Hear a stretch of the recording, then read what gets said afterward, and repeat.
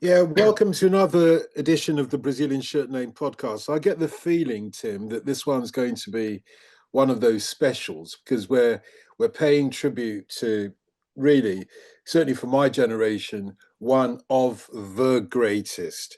From these islands, I'm talking about the United Kingdom, not in Brazil where you are.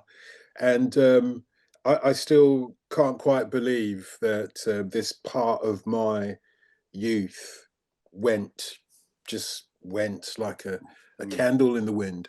mm, And we're privileged to be joined by someone who has a very, very clear perspective on that candle.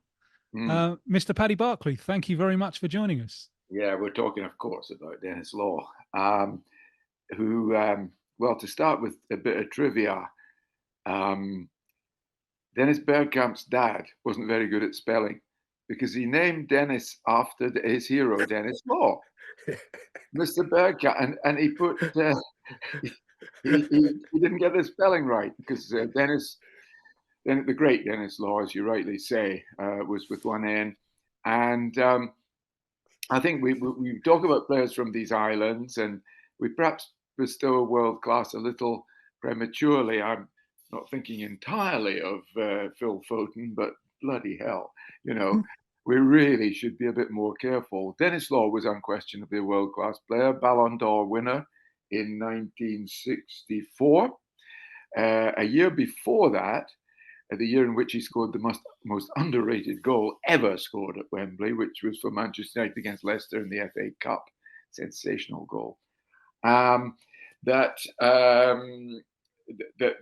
he won the. He played for the rest of the world against England in the FA centenary match, and although England happily for all English people won 2-1. It was, of course, Denis who scored the goal against them. Denis also scored against them when Scotland became world champions in 1967 by becoming the first team ever to beat England after they'd won the official, admittedly totally discredited world championship known as the Jules Rimet Trophy. But yes, Denis played in that game, and I always think it sort of said a lot about Scottishness as it was then, that Law and Baxter took the piss instead of going for a fourth goal to make it 4-2, or a fifth to try and get some measure of recompense for the 9-3 battering that we'd taken 7 years earlier. So they just wanted to take the piss out of England on their own ground, although not in front of their own supporters, because most of the supporters were from Scotland. But yeah, I don't want to get all Scottish and silly about it. Even though Denis could get Scottish and silly. On this one occasion, you're allowed to get all Scottish because, as keen listeners will know, we always focus on the Brazilian Shirt Name podcast on a particular game from some time in the past. And today is the conversation about when Scotland won the World Cup. So you may as well fly the flag as much as you like. Well, when they beat the world champions. So technically speaking, Scotland are world champions. That year, in case it went by any of you, was 1967. It wasn't a World Cup year. It wasn't the first time that Scotland had been world champions because no, all right, I know I'm going to get laughed at here, but if you look at the early years of the first ever international tournament, which had only two countries, England and Scotland, and began in 1972, and I think it was at least 20 years of that before England edged ahead briefly, although they didn't edge ahead terminally until I think around 1980 in the series.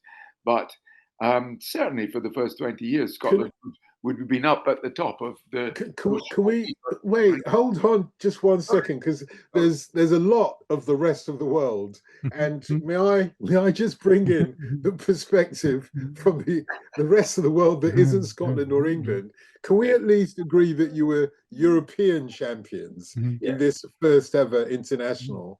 Yes. And allow us, those of us who want to carry on claiming that Nigeria has won the World Cup, can you allow us that one favour in this conversation? Well, this thing, it really is, and it's an enigma to me. And maybe Paddy, you can shed some light on this, because Scotland at this time, with truly great players, and Denis Law was a truly great player. They never qualified for anything ever. No. Ever. This match that we're talking about, this match on April the 15th, 1967, it's part of the home internationals. Yes. But it's also part of the qualifiers for Euros, the Euros in 68. Yep. It's the 2 years. It's the home internationals of this year, and it's the home internationals of the following year as well. And Scotland managed, obviously they get themselves in the lead by beating England at Wembley. Yeah. But the next year, they mess it all up again and don't qualify. And all of this time, between 58, and I've read accounts of Scotland 58, and it just seems like an absolute shambles what was going on in the Scots camp in Sweden. Between 58 and 74, at the time when Scottish football was producing the best players in Britain, they never qualified for anything. Yep. Is part of this story the fact that the Scots only ever got themselves up really for the England game? Yes, there's a lot of truth in that. I mean, 67, the way they got themselves up for that was of course stuff of history, or at least folklore. But no, that's absolutely fair to say that. I would just add that Scotland did qualify in 1974, and Denis played. I remember it, and I always thought that he shouldn't have. And he played against Zaire in the game, the first game, and it's the game that Scotland took their foot off the pedal and only won 2-0. And were knocked out unbeaten because of it. And I remember thinking, even at the time, as just turned 9, that this was a sentimental decision that was being made to play Denis, because I don't think he was quite there anymore. Yes, I think so. I'm not sure if I would agree with that, in the sense that I wouldn't want Denis to be added along with Alfredo Di Stefano and George Best to the list of great players who didn't play in a World Cup. At least he did. And as you say, the results were not bad. I think they failed to qualify by 1 goal on that occasion, didn't they? Because of not scoring a third against Zaire. But, you know, on balance, Tim, I'm glad he went. I'm glad also that he enjoyed the final qualifying match, which was at home to Czechoslovakia. There are 120,000 there at Hamden. And the roar, I listened to it on the radio. And for many, many years, I kept a tape recording of the roar and the aftermath. The roar at the end of the final whistle lasted for something like 35 minutes. It was incredible.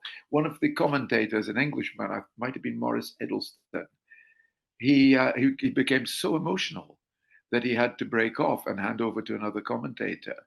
Willie Ormond was the manager. Denis, according to my recollection, which I found out today was faulty, I thought he'd provided the cross for Joe Jordan's header, which qualified Scotland by beating Czechoslovakia 2-1. In fact, it was Willie Morgan, a clever short cross, and Joe Jordan's header just looped in, went in nice and slowly, the way you like them to, and as I say, that unleashed this most extraordinary excitement. And that was afterwards. I remember Denis telling the press, "I have never been happier in my life." Wow. So he had that moment of qualification, which was the first, as you rightly say, since 1958, when we made fools of ourselves, lost 7-0 to Uruguay, I think. But no, I'm kind of glad he got that Czechoslovakia game, you know. But does this mean that being Scottish, because I'm immune to these things. Yeah. Nationalism and religion, it just means nothing to me. Yeah. But does this mean that the essence of being Scottish is not being English? is the definition of Scottish always, is it always to define yourself against the English? Yeah, it's very, very hard to argue against that. Couldn't agree with you more. I think when you look at the excellent behaviour of Scotland fans, somebody said to me yesterday, yes, but would you have gone down that road if the English hadn't had such a bad reputation? And what a bloody, again, that's another good question. So yeah, very hard to argue with that. And I think it's a terrible condemnation of a country, to be quite honest, that it feels this way. Are the Portuguese the same about the Spanish? Are the Canadians the same about the United States? Maybe at the moment they are, but generally speaking, you know, are the Belgians that way about the French? I don't know.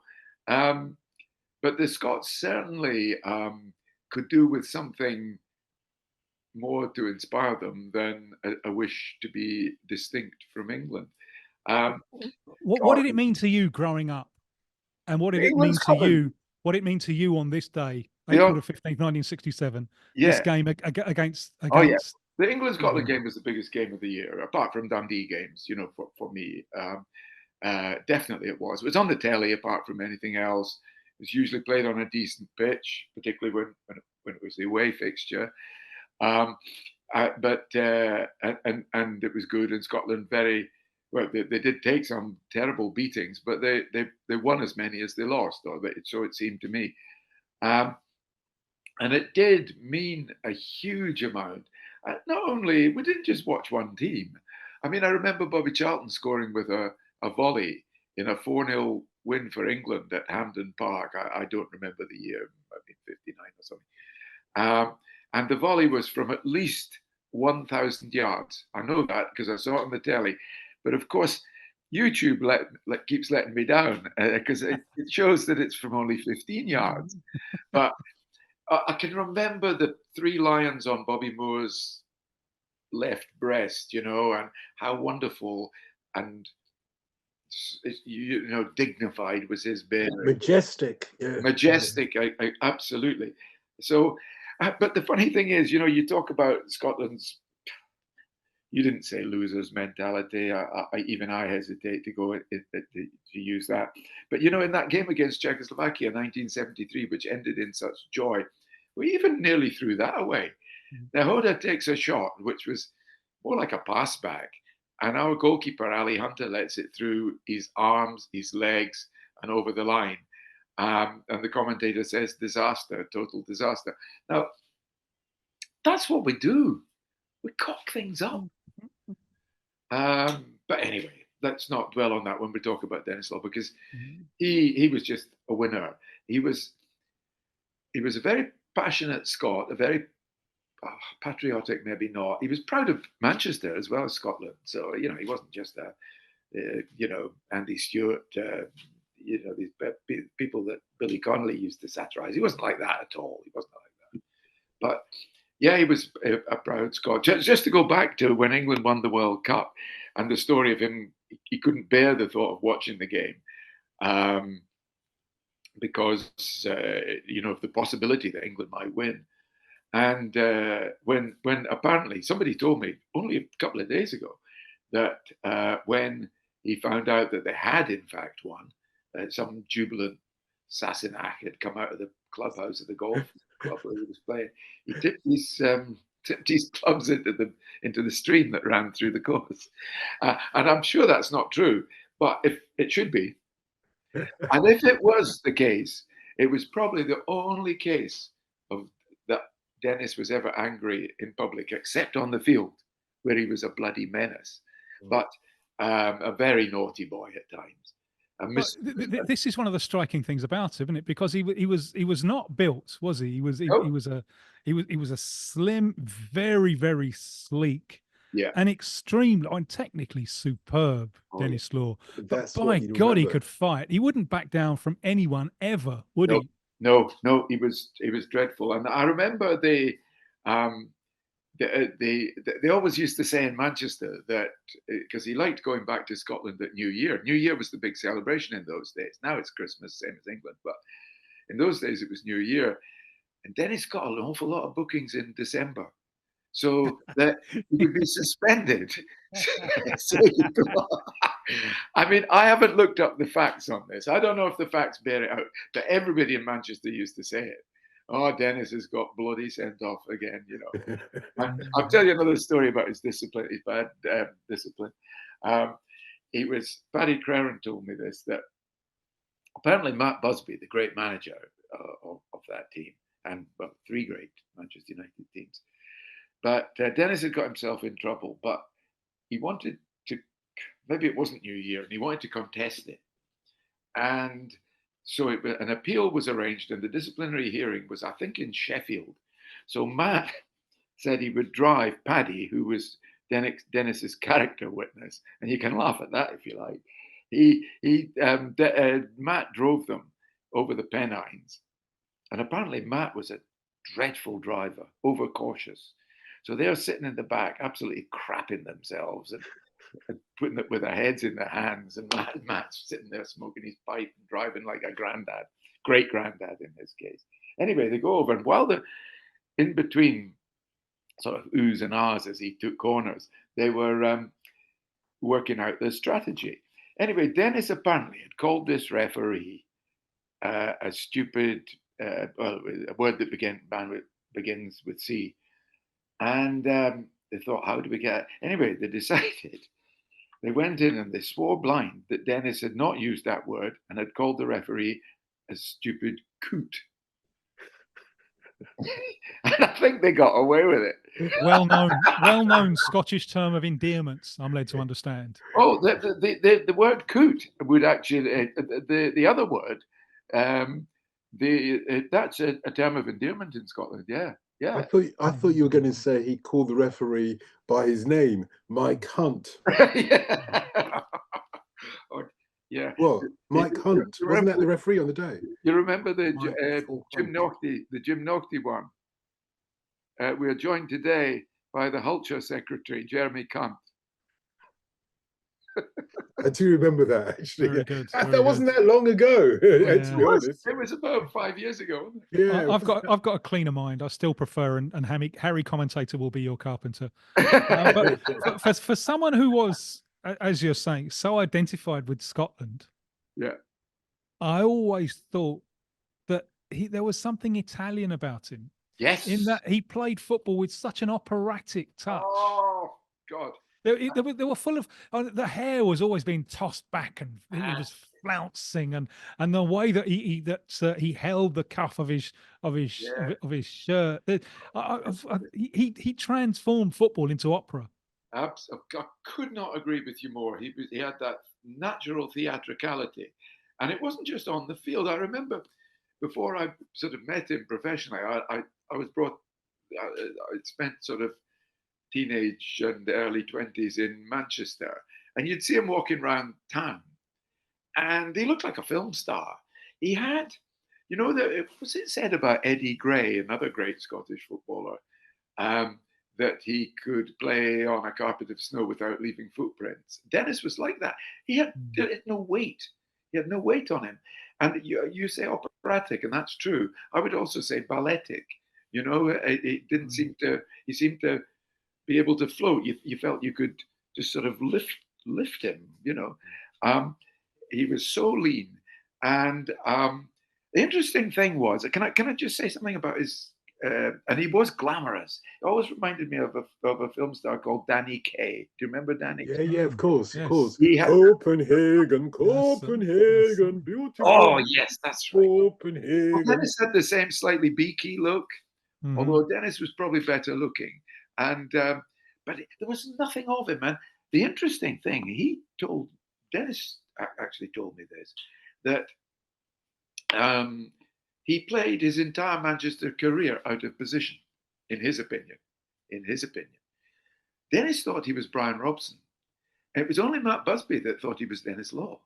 Wow. Yeah, he thought he as a teenager at Huddersfield, playing under, among other people, Bill Shankly, he had been a box-to-box midfielder.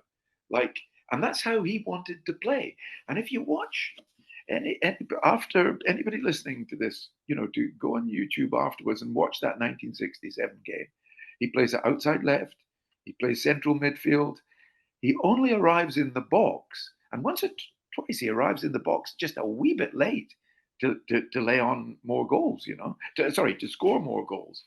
His instinct, a bit like Harry Kane, although in my opinion, Law was slightly better than Kane as a player, but a bit like Harry Kane and Wayne Rooney, in that there was a bit he liked to play 9 and 10 in the same game. Denis certainly did that, and I was very interested to hear him say that. Another thing he told me, it was while I was researching a book on Matt Busby, was that he probably has the world record for number of injections in a knee. He very seldom played without pain, and he very seldom played without chemical assistance. And I said to him, I said, do you ever wish you could be playing now? You'd be born 30 years later, 40 years later, and you could be playing now. Of course, he would have been a multi-millionaire. He would have, he would have been Messi, almost Messi, Ronaldo class. And he said, no, but I do wish I'd been playing today, but not for the money, for the medical care. Mm. Yeah, so many of them say that, but I don't remember him. And as you say, gliding. But in later life, when he was doing media work, I don't remember him. Sometimes you look at old footballers and you think, like, blimey, he's really suffered, and you see him having trouble walking around. No, you're right. I don't remember him having too many consequences in terms of his mobility for all those injections that he took. Maybe that was posture. Maybe that his posture was just so good. He never put on an ounce of weight. I didn't see him in the last year of his life, but before then, he was lean, and maybe that was the key to part of it. That part of the reason that you're right. You're quite right. He was still able to breeze about. He had that wonderful gait that kept him young for longer than the average sort of 70-year-old. He remained young, and with that rare, easy, infectious smile, right up to close to the end, that was a good thing. And I loved his lack of bitterness when he was a pundit. Yeah. I love that. He just, there was so much enthusiasm. He was obviously a very, very bubbly character. Yeah. But in the Punditry, the radio stuff he did, there was such enthusiasm coming out. There was none of that. It's not like my day. He could have his criticisms and his opinions, and that's great. You want that as well. Yes. But it was all overwhelmed by the sense of enthusiasm. Do you think he was too nice as a pundit? Yeah, I could see that. Not for me. I think Tim's absolutely right. I think particularly when he did TV stuff, so I didn't really hear his radio stuff, but when he did TV stuff, they'd grab him on every now and then. I was surprised they didn't use him more often, because he was very balanced and fair. The criticism that he might have would have been constructive criticism. You could really see it.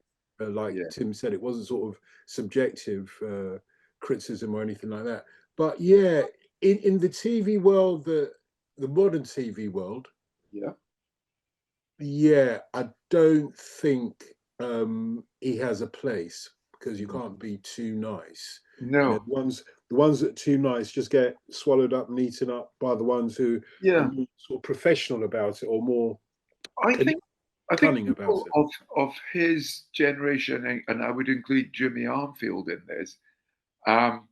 They could see what was going on the field as well as anybody. Well, obviously better, which is why they were in the commentary box. But they sort of kind of felt, I wouldn't like a fellow professional. Yes. You know what I mean, Tim? And you and I, as journalists, we might find certain prominent football writers laughably poor. But I'm buggered if we would say it in front of people who weren't other football writers. And I think that the likes of Denis, Jimmy Armfield, I'm sure there are others that you could mention. I mean, Bobby Charlton would never have been comfortable, would he? No.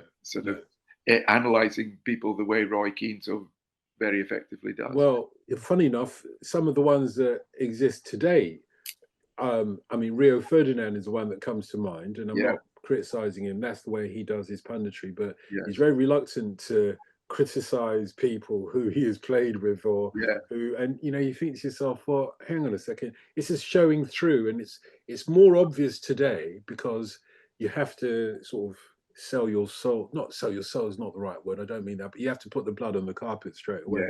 Yes. And in another comparison with the times, the kind of then is now, we got to talk about the elephant in the room. Ladies and gentlemen, the elephant in the room on April the 15th, 1967. In the Copa America in the 1930s, we had substitutions. How can you have this game in 1967? And you can't have substitutions. So Jack Charlton injures himself, probably trying to kick someone. In all fairness, maybe it's a kind of karma there somewhere, But he injures himself and he can't play. But you still got to play. So up you go. You calling Jack Charlton an elephant? No, he's a giraffe. A giraffe, but no, that I completely agree with you. I think I'm not going to deny the elephant. We beat a 10-man team 3-2. That's the fact. You're not world champions then. That's not fair. I know. They'll never be able to take our mythical medals away.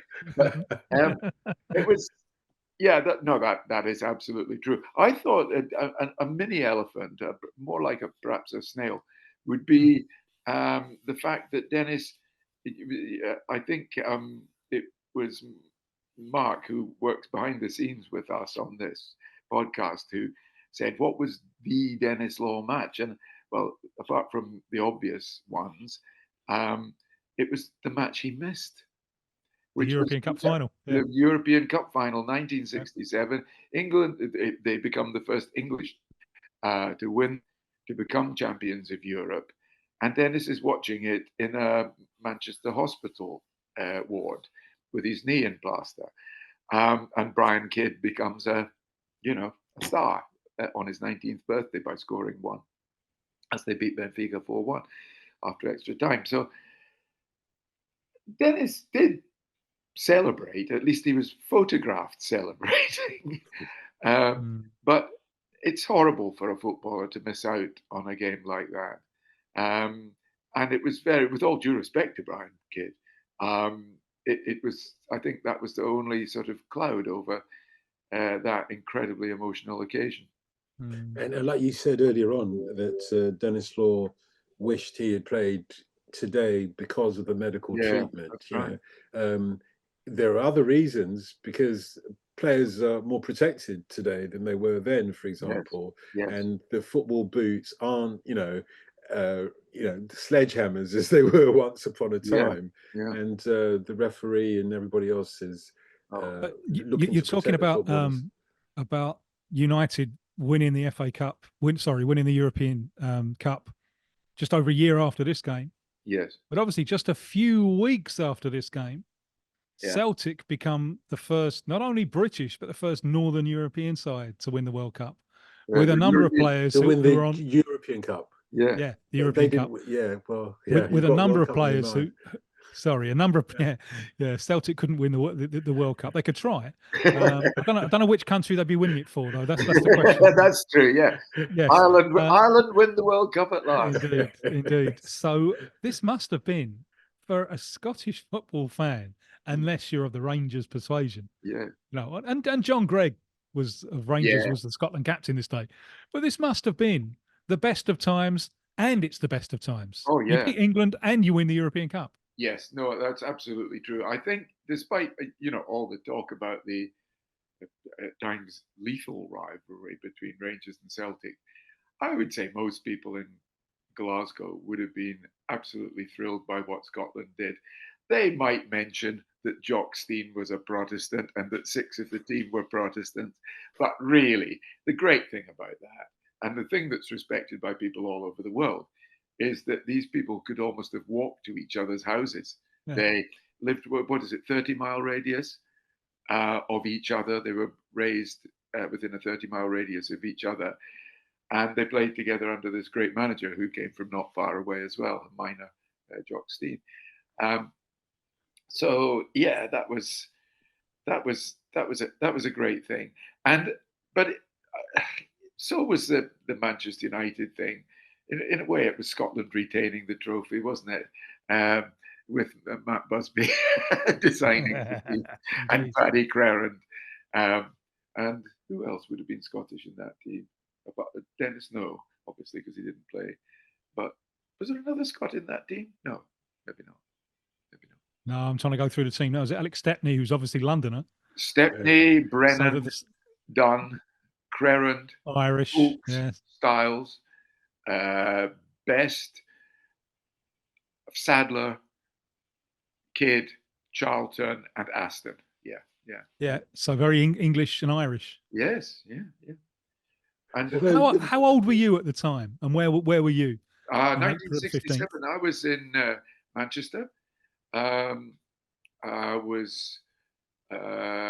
hadn't really developed a chip on my shoulder. I supported England in the World Cup final. I didn't support them in the unofficial World Cup final a year later. I remember supporting them. I watched it through the window of an electrical shop called Rumbelows in Manchester. What I was doing in Manchester, I don't know. But I didn't hear the commentary. I was the only person in the world that didn't hear him saying, they think it's all over. All I could see was flickering people through, because they used to leave the tellies on. That's right. I was saying, this is history for kids who probably can't imagine that we stood outside shop windows watching black and white television. Yeah, to me it was a silent movie. And no, I was delighted that England had won. I think I supported Manchester United in 1968. Where was I watching it? I was 1968. I was just started work on a newspaper there. And I think I watched it in a pub called the Royal Brew in Manchester, in the sort of newspaper area of Manchester. And of course, it went to extra time, so it was fantastic. It was a really sweaty night, even though it was only in the spring, wasn't it? It wasn't in summer. It was a little earlier. Was it even as late as May? I think it was May, yeah. It was an incredibly sweaty, close night, and it was close at Wembley, and I remember being sweating all through the game. And United played in blue. That's right. Yeah. there were some people I've heard who used to travel around, not necessarily United fans. Yeah. But travel around because there would be a day. Yeah. And they didn't want to miss it. Yeah. When Charlton, Best, and Law all clicked together. Yeah. And something unbelievable was going to happen. Yeah. Did you see any of that from your privileged vantage point? Yes, I did, because what I used to do, I mean, we mustn't forget that Man City pipped United for the league that season when United won the European Cup. But yes, it was. I used to go to United. I used to stand on the Kippax to watch Man City 1 week, and then the next week I'd go and watch United. So I'd be watching Law, Best, Charlton, and Crerand 1 week. And the next week, I'd be watching Lee, Bell, Summerby, and Neil Young the next week. And so it was just feasting, watching these quality players. Obviously, the United three those three won the Ballon d'Or each won the Ballon d'Or within 5 years of each other. Can you imagine? Like watching, it's like the same team having Cristiano Ronaldo, Lionel Messi, and Luka Modric, Kylian Mbappe, all in the same team. And I think that was great. We didn't quite realize how you're talking about how lucky it was for a Scotsman in that sort of Denis Law, Jim Baxter era. And that is undoubtedly true, even though we lost 9-3 in 1961 or something, to England in the only matches ever played. And the goalkeeper was Frank Haffey. Frank Haffey, yes. Yeah, and it was a joke at the time. What's the time? Nearly 10 past Haffey. Haffey, yes. It was poor lad. He went to Australia, and who can blame him? Yeah, indeed. But he was a decent goalkeeper. I saw him play for Celtic and have some perfectly good games. But Scottish goalkeepers got a terrible bit. That poor goalie. I mean, you're talking. You're in Brazil at the moment, and 1950. This goalie has one bad game against Uruguay. Yeah. And from then on, all Brazilian goalkeepers are crap. And that poor guy, he couldn't rest until he died. Could he? That poor goalkeeper. I've forgotten his name. Barbosa. Yeah. Yeah, Barbosa. 43 years later. Yeah. When Brazil were playing Uruguay for a place in USA '94. Yeah. He turns up at the Brazil training camp, and the coach won't let him in. Yeah. You're bad karma, mate. You ain't terrible. Having you here. Terrible. That's shocking. In the way we were, at least in one sense, we were the Europeans of Brazil. The Brazilians of Europe. Mm-hmm. In that we did have a reputation for producing dodgy goalkeepers. No more, because we've had some very good ones. We've needed some bloody good ones in recent years. But no, there was a Stuart Kennedy of Rangers, just to even things up, who had a nightmare in a 5-1 game quite soon after.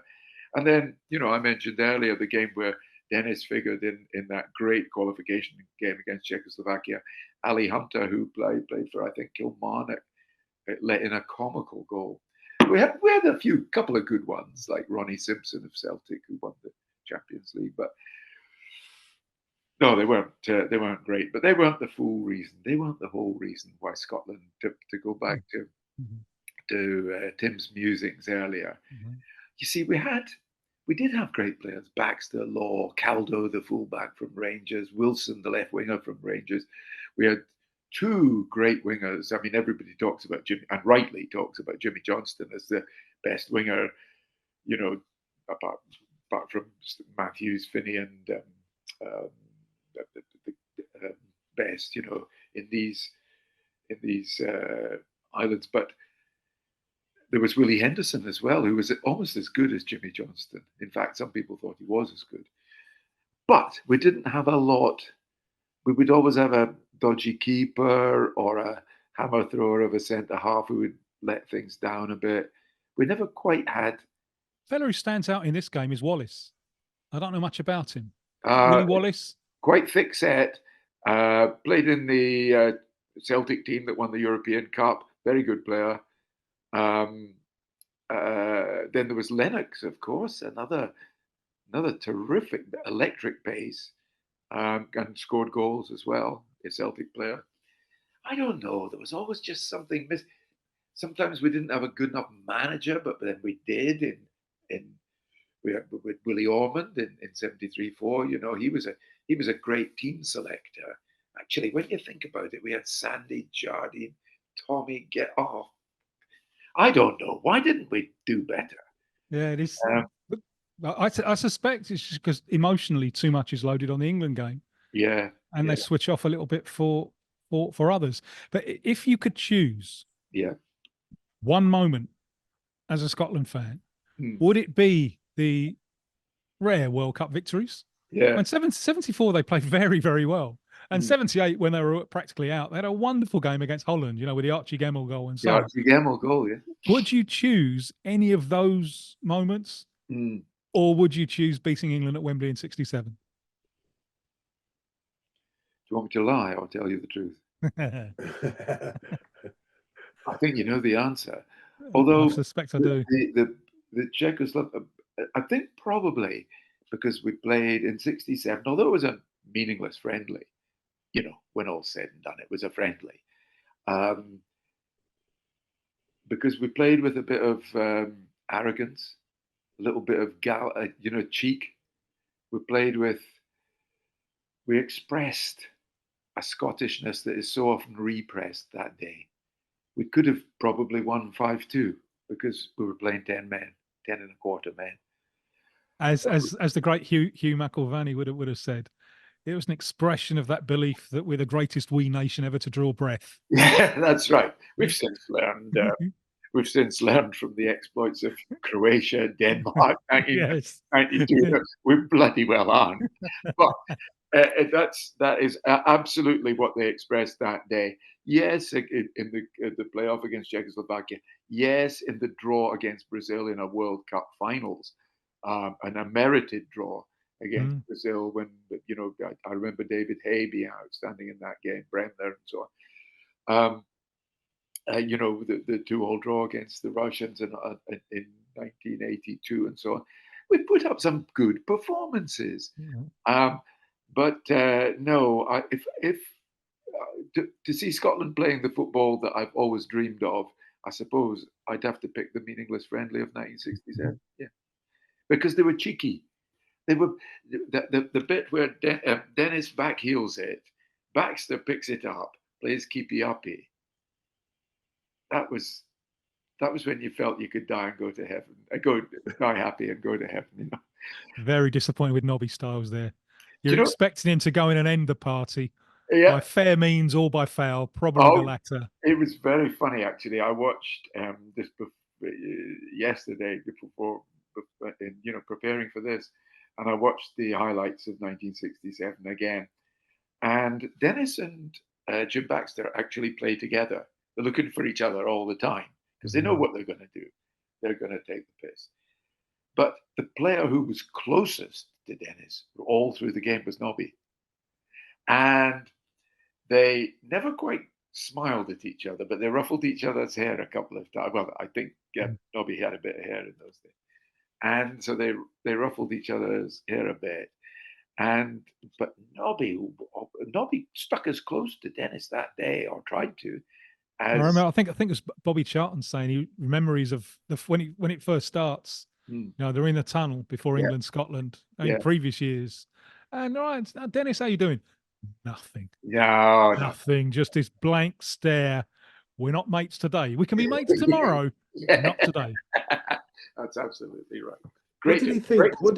What did he think of Bobby Charlton and George Best? He being one interesting, of that isn't it? Trio. This dynamic, isn't it? Between the three of them. I was hoping you wouldn't bring that subject up because it's just Tim. What do you think? Well, I think this is one of the magical things about football, that people can find a common denominator with the ball that they can't necessarily do off the field. And I remember being hypnotized once in the Maracanã, watching Romario and Bebeto warm up and just exchange passes. And it was hypnotic. And you know that off the field, they haven't got two words to say to each other. They're just totally different characters. But you put a ball there and they can find a common denominator. And that's, from afar, that's been my view, that I think, correct me if I'm wrong, there was massive respect between the three for the ability of all three of them. They would also often be frustrated with each other. Especially Best, because he was such an individualist. And obviously there are strains, and football, one of the most fascinating things of the dynamics about football is the glory is both individual and collective. That's absolutely right. I would love to be able to say, hey, I was in this bar once when Dennis said George drove him mad and all that. But I never heard Dennis say a bad thing about anybody. And I'm pretty sure, though, that both him and Charlton, well, actually, all of the team got a bit frustrated with George. Because, if you put together a show reel of George's 10 greatest through balls for someone else, you'd be running short. You'd be struggling after 5. And can you imagine being Matt Busby and saying, now the team shape for today is this? And George saying, no, it fucking isn't. I'll play where I feel like it. But no, I mean, George had absolutely everything except, this is why people say, who was the most talented player you ever saw? Most talented British player, certainly. And in fact, most talented player I ever saw was George Best. The most gifted physically, because he was hard as nails. The most gifted physically was George, without a shadow of doubt. But the best player, frankly, so much ahead of George, was Diego Maradona. because he could play within the context of a team as well as be brilliant and dazzle. So I think everybody must have got a bit annoyed with George at times. But, God, how could you not love him, as well? Because he was a nice boy, and Dennis liked him, of course he did, but he wouldn't be human if he didn't get a bit frustrated by the things that you've just identified. How about Denis Law and Bobby Charlton? I honestly wouldn't know. Bobby, you see, was very hard to read because his introspection, and there's nobody probably alive today who knows whether his introspection was caused by the Munich air crash. He said that it was. And they're such different personalities. Yes, aren't they? Dennis is totally ebullient and bubbly, and Charlton isn't. Yes, and also maybe they're at different times in their lives. Yeah, Charlton a little bit older, perhaps, and so settling down. So maybe she wasn't meant to be off the field. Yeah, and who cares? Yes, and who cares? The trio, the Trinity of great Ballon d'Or winners. The only extrovert was Dennis. George wasn't an extrovert. Yeah, and quite shy. And I think that's why he developed the drink habit. Yes. And then, of course, in later years, he overcame his shyness by playing the part of George Best. Yeah. In pubs or sure. at functions or whatever. But no, he was he wasn't a natural extrovert. And Bobby certainly was. He may, as I say, nobody's old enough to remember what Bobby was like before 1958, but certainly afterwards, there was always a reserve, and he had every right to be. Bill Foulkes was the same, another survivor of Munich. Matt less so, but that's true. But Dennis, Dennis, complete extrovert, and yet when he came down to England at first, to sort of go back to the beginning, he came down from Aberdeen to Huddersfield to play for Huddersfield at the age of 15, was it? Maybe even 14. And that's just bonkers. And most of the people in Huddersfield and opponents in the Central League team or whatever they reserves played in, youth team played in, thought this boy's got no chance because he had a squint due to an eye defect. I think he wore glasses except on the field, and he was so. He was lean, but he was lean all through his life, but he was painfully thin there, and yet he still had that attitude on him. He still wanted to clatter into tackles, and he was like an Irish cop. What? He's like an Irish policeman. Doesn't matter how big no, I'm not backing down. Yeah, that's right. Massive heart. Now, George, I think we know. If you look at what's in the charts on April the 15th, 1967, you know that George would have dug a lot of the stuff that was going on. He was one of the few footballers that you can really imagine being into, the move.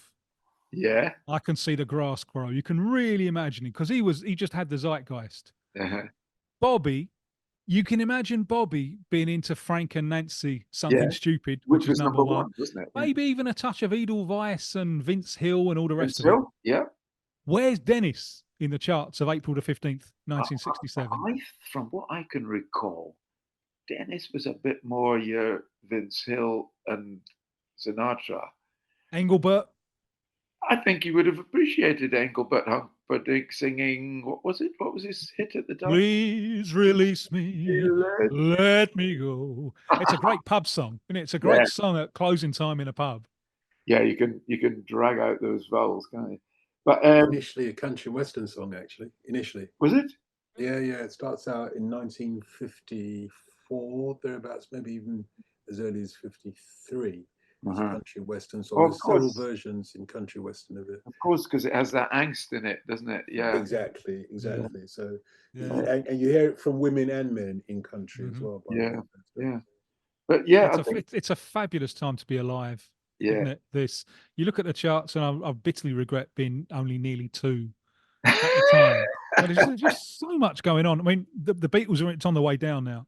But Penny Lane and Strawberry Fields. Yeah. And one of George Martin's biggest regrets, maybe the biggest, is because you had a lot of standalone singles then, and this was a standalone single, but they are part of the Sgt. Pepper project. Yeah. You know, when you're mining childhood, that's the direction that the Beatles have gone in with Sgt. Pepper. You know, and Penny Lane, there's a little bit of drugs there, just a little bit, but that heightened sense of reality. And Strawberry Fields is so fantastically contradictory about the childhood experience, you know, and that fabulous line, "No one I think is in my tree." It's a time of magic, but also a time that's painful. And Lennon just he manages to it's beautiful. So you've got that. Now I know from past chats that we've had, Pad, you're very much a rocker. You're if you had hair, you'd be banging away, you know, waving your hair from side to side. That's how it fell out, Tim. Right. Shaking all over, yeah. Yeah. Shouldn't have taken Johnny Kidd and the Pirates at face value. And the genre that you so love, it's just about, because it doesn't exist before this point. No, it's just about to exist. And you got Jimi Hendrix in there with Purple Haze. That's his second hit. The first one is Hey Joe, which is more blues. Purple Haze is coming at you. You know, it's coming out. It's rocking out with its bad self. And you've seen a lot of other bands. I mean, some of the Small Faces stuff. They're in the charts here with "I Can't Make It," and you hear them. Go? I can't make it if you can. It's kind of it's Steve Marriott doing his kind of gimme blue, you know. And there's lots of stuff moving towards that direction. To his great chagrin, one of the people who was at the forefront of this was Jeff Beck. With the stuff that he was doing with Rod Stewart. They started off with a project, we're going to make heavy Motown. But what's he in the charts with? And he just fucking hates this record. Hi Ho Silver Lining. And all Jeff Beck cares about is musical purity. And this song, I think he said, you know, it's like a great big toilet seat that he had to wear around his neck for the rest of his life. So you've got this rock stuff coming through. R&B has never been as big in the country. There's so much going on.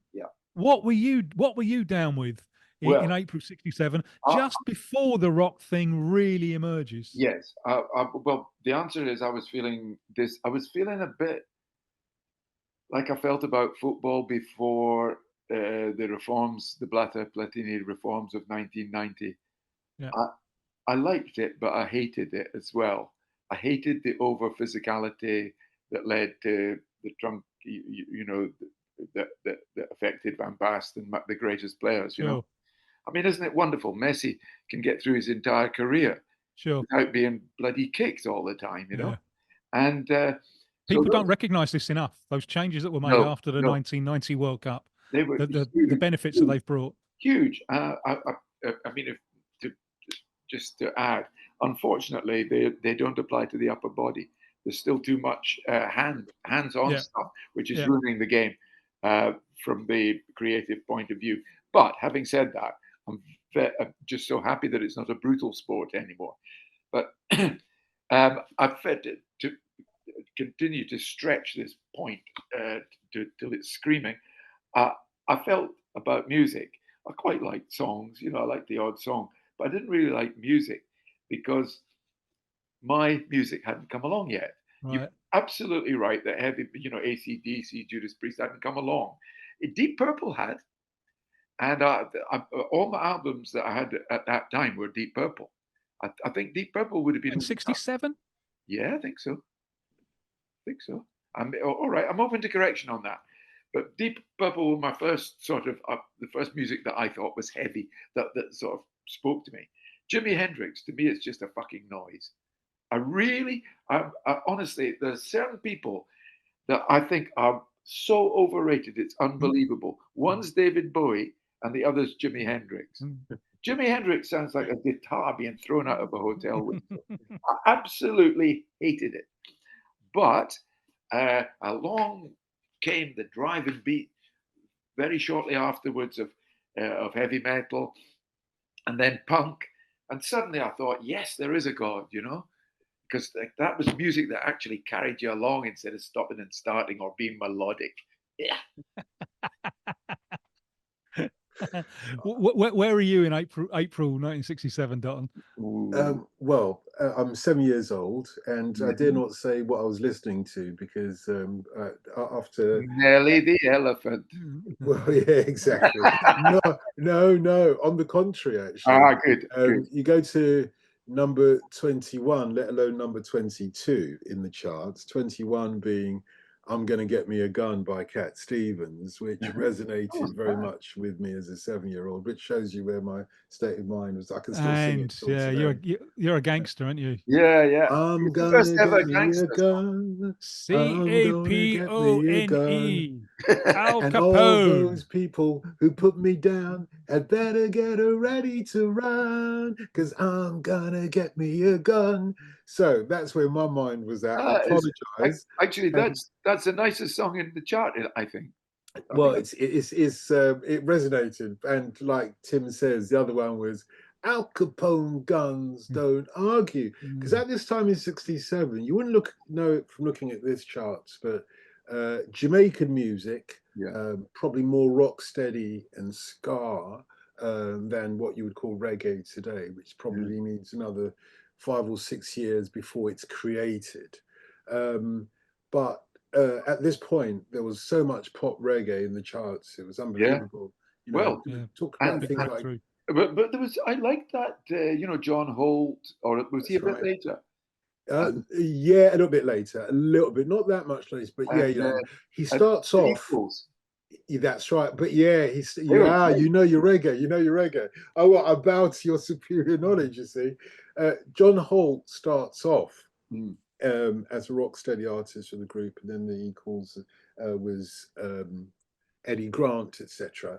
Yeah, but Eddie Grant was taking it somewhere else. He took it into sort of a British context, but there was a lot of music that was made in Jamaica that was being transported over here on import. It was amazing because these tracks were getting into the charts because somebody would license them over here, and eventually some smart businessmen cottoned on to them, and it would have been men, invariably, cottoned on to the fact that they could be independent companies licensing tracks in Jamaica and getting into the charts, and that was Trojan Records, you know, Island Records being the other one, and a couple of others maybe. For my generation, we discovered all this when the specials come out, you know, Gangsters. And then, hang on a minute, you hear Al Capone? That's what it is. It's just a cover of Al Capone. Of course it is. But yeah, all those early ska or two-tone tunes were, because didn't Madness, they call it Madness, that was a Prince Buster tune. It's funny that a lot of them focused on Prince Buster, because Prince Buster, as novel as he was in Jamaica at the time, as novel as he was there, he was nowhere near the biggest thing, even in rock. He toured a lot in England.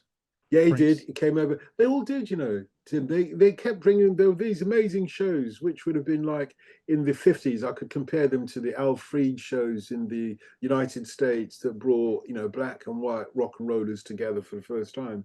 These, you know, what's his name? Parnes, Shillings and Pence. Larry Parnes tried the same thing over here, but all it was a complete copy of what they were doing in the United States. But this I'm happy that you respond to these more than that your 7-year-old self responded to these, perhaps more than Pink Floyd's Arnold Layne. Well, do you know, funny enough, because he had a strange hobby. Do you know what his hobby was? Go on, what was that? Nicking women's underwear off washing lines. That's what the song's all about. Arnold Layne had a strange hobby. Because this is the early Pink Floyd. I think Sid Barrett is still there, and this is the psychedelic stuff starting to come through. So you've got that, and you've got the Move, but I Can Hear the Grass Grow, which I think is an unbelievable record. Yeah. For me, this is one of the maybe the tragedies about both music and football. You're at your best when you're young. I honestly don't think that anyone who's involved with the Move, they all went on to lots of different things. But I don't think anyone did anything as good as I Can Hear the Grass Grow. It's amazing how you're best when I you're don't young. agree with that. I don't agree with. We can disagree. Yeah, no, I generally believe that you have a muse, and the muse comes to you whenever you're ready for it, and you're not necessarily ready as a younger person. I know what you mean, that a lot of the music industry is geared towards younger people at the moment. Now I can tell you straight off, if you're over 21, you're not getting the music, you're not getting signed by any record companies. Listen to They're stuff not that interested McCartney was doing in his 30s, and you Yeah. compare it to the unbelievable, the number of ideas that are coming, or Lennon, I mean, Well, I wouldn't say that about Paul McCartney. I think that's unfair. I think well, we can disagree. well, no, there's one thing to Yeah, but compare the unfairness, Beatles. you're crossing the line there. Yeah, there's one thing, well, especially with Mull of Kintyre, but we'll come to that in a moment, Paddy. We'll come to that I in a moment. rest my case. Yeah, exactly. But look, you can't compare Paul McCartney to the Beatles. The Beatles is a conglomerate of four people, at least four people coming together. So any comparison with them is false with a solo McCartney. But if you're talking about a younger McCartney and an older McCartney, well, don't make sure you're not talking about Paul McCartney of the Beatles rather than Paul McCartney as a songwriter. Can I just get two things in, and I'll try and be really, really brief, and I'm probably spoiling my reggae credentials here by mentioning that I have in this year I'm pretty sure it's this year rather than a bit later, or maybe it's a bit later. I've got an album of Judge Dredd. Yes. The white White pussy, black pussy, pink pussy, blue. The name of the game is Liquor Boy Blue. Whoop-bye. Yeah, we know Judge Dredd. That's all right. Simple Simon, Indian boy. He comes on like a tiger. He doesn't like it round this way, but he likes it up the Khyber. Yeah. I mean, who could object to that? Who could object to that? Not when he's got the same artist in Jamaica backing him. Yeah. It wasn't like a load of English guys. They went and got the tapes from Jamaica with the same Jamaican artists that have been playing all the other tunes, rocksteady tunes that got into the charts, backing him. Then it was genuine. He was like a rapper in today. The rapper. He was invited to Jamaica often. Of course. I mean, there was a thread from the beginning of the 20th century. A thread of euphemism in black music. Most of the blues is like that. First song I ever wrote, probably not the first song I ever wrote. I wrote one called The Jamboree Seller when I was about 8 or 9 years old, maybe 10 years old. The first proper song I ever wrote was when I got into the blues, and I was 12 years old, and these were the lyrics. I want to blast my rocket in your universe. I want to launch my rocket in your universe. I want to launch my rocket in your universe. When I blast off, Lord, it feels like I shall burst. I want to enter your shooting gallery. But I can't afford to pay you on my poor man's salary. That's what I thought the blues was about, like everybody else did, And that euphemism, sadly, I think that's a one-way ticket to a prison sentence. Probably, yeah. I was in prison for a spell, so you know that. You've read my autobiography, my memoirs. But the point I wanted to make was it's a bit of a shame that a lot of great black music was ruined because you can't play any of that stuff anymore. It's just like, it's banal at the very least, but it prevented people from moving forward in the music, in the blues, certainly for many years until rock and roll came along. And there were still euphemisms then, but it wasn't totally euphemistic. Almost every blues song, but perhaps with the exception of Leadbelly, but if you call him a blues singer or folk singer, but nearly every blues artists from 1920s, from the Blind Lemon Jeffersons of that era, right through to the blues artist of the early 50s, Big Joe Turner. Shake, Rattle and Roll, what was that about? I mean, if you hear the original before Bill Haley sanitizes it, the original... Like a one-eyed cat peeping in a seafood store. That's right. And I took one look at you and knew you weren't no child no more. Yeah. Yeah. I got shake, rattle, and roll. Yeah. And it's not get out of that bed. No. Bill Haley says, get out of that kitchen. Get out of that bath. One of them says, get out of that bath and wash your face and hands. That has got to be Bill Haley. But, you know. Get out of that kitchen and rattle those pots and pans. Yeah, but yeah, that's him. But whereas I think the big Joe Turner is, get out of that bed and wash your face and hands. Get into I can't remember it. Anyway. It was a tradition that was carried on, of course, by Chuck Berry. Of course, and by the way, I didn't appreciate him reminding me that I was playing with my bloody ding-a-ling, you know? Mate, it wasn't meant for you. It wasn't meant for big guys like you. It was talking to kids like us. We were discovering our ding-a-lings for the very first time. It wasn't meant for you elders. All right, I didn't want my past being dragged up there. But just one final thing from me. You in the charts at this time, Tim, you have it in front of you, but I'm pretty sure Eddie Floyd's in it with A Knock on Wood. He is, yes. One of my favourite songs of all time. Sam and Dave, Soothe Me. Otis Redding, Day Tripper. Now, isn't that fascinating? That shows that there's this music and it's moving so quickly and it's going back and forth. Yeah. Black artists influencing white artists and vice versa. Obviously, the main direction of travel is from black to white. Yeah. But what Otis is doing, listening out to Day Tripper and doing a sold up version of that, shows that it's a two-way street. Eddie Floyd, Sam and Dave, Otis Redding, I saw them all on the same bill in Manchester. Dennis might even have been in the audience as well. I saw them all on the Stax Soul tour, and I saw them twice. And I also saw Wilson, my favorite, Wilson Pickett. Yeah. I mean, was that in Manchester? See people like it was. I saw them in both of the concerts in Manchester. Twisted Wheel. No, it was at big halls. Big halls. It wasn't at the Twisted Wheel. The Twisted Wheel was a medium-sized venue, wasn't it? No, I saw a big hall, 2,000 capacity halls. What would it be? The Opera House or something? But it was brilliant, and I loved the way they sweated. You know, yeah. You know, in suits, that's the way to do it. Showbiz. You know, you put on a suit and you sweat your way through it. They were made out of whatever they make replica strips out of. You know, there wasn't a lot of cotton.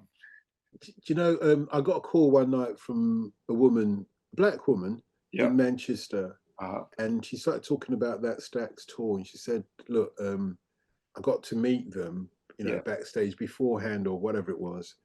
And then Otis Redding said to me, look, where can we get some soul food? Yeah. And she said, well, you can come round mine. And he came round the next day. Really? And he came round and she made him, she was, I think, of Caribbean heritage, so she made him curried chicken and whatnot. Jimmy Mac by Martha and the Vandellas is at number 34 in the charts, and I think they played a blinder on that one, and that's still a refrain that people sing, you know.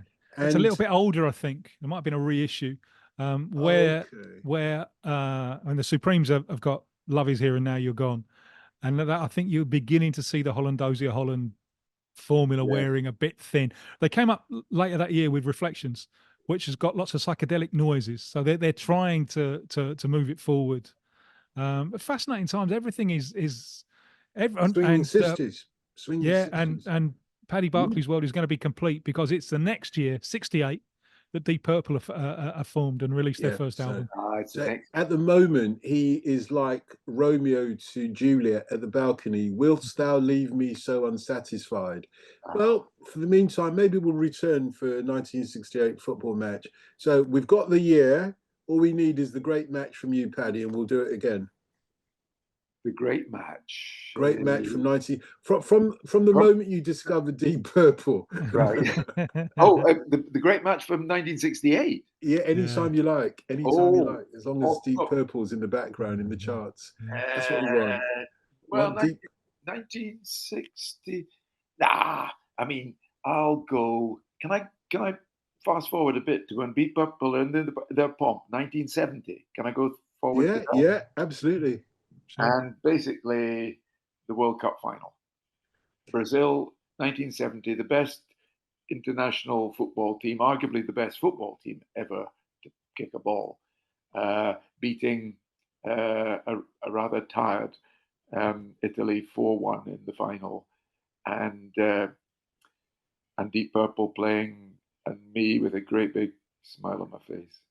We'll do that the next time. We've told everybody what it's going to be, and all we have to do is fix the time. So you call my people and tell them to call Tim's people. Yeah. And Tim, call my people. I don't got no people. I ain't got no people. I ain't got none either. No. Only you have people, Paddy. I had to let my people go. I'm afraid my operation can't support them. We're going to have to let you go tonight. Yeah, we're going to have to. In fact, we're all going to have to go. And thank you very much. I mean, you paid a remarkable tribute to Denis Law, one of the absolute greats. And the match that we've been talking about is from April 1967, the day that Scotland won the World Cup. Yes, well said.